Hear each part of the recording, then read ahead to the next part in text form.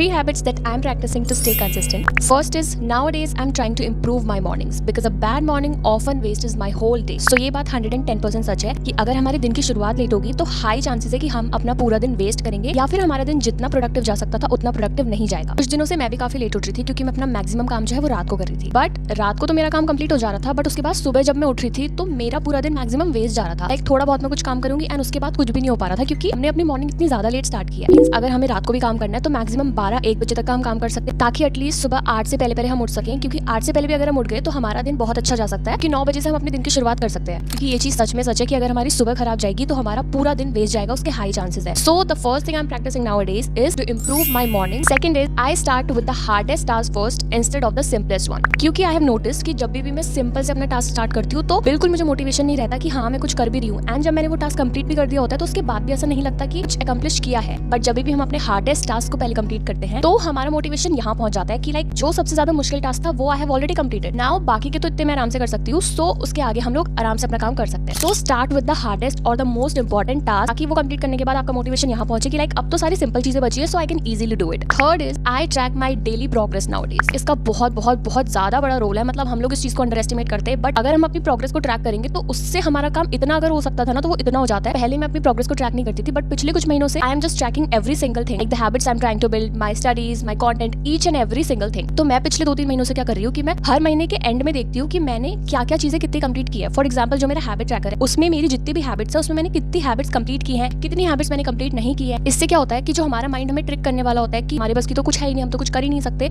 वो चीज नहीं होती है। क्योंकि जब हम मंथ के एंड में अपने उस हैबिट ट्रैकर को देखते हैं तो हमें पता चलता है कि हमने उस टास्क को ऑलरेडी 30 में से 20 दिन किया हुआ है। तो हमारा माइंड हमें ट्रिक नहीं कर सकता कि हम ही कर सकते हैं, हम कर सकते हैं, बट हमें अपनी प्रोग्रेस को ट्रैक करने की जरूरत है। सो हमें क्लियरली अपनी प्रोग्रेस दिखे। So this is very very important. इसके बिना कुछ भी नहीं। स्टार्ट ट्रैकिंग योर प्रोग्रेस ताकि कंसिस्टेंट और मोटिवेटेड रहने में बहुत ज्यादा आसानी हो and it really works. These were the 3 habits. Thanks for watching. Bye.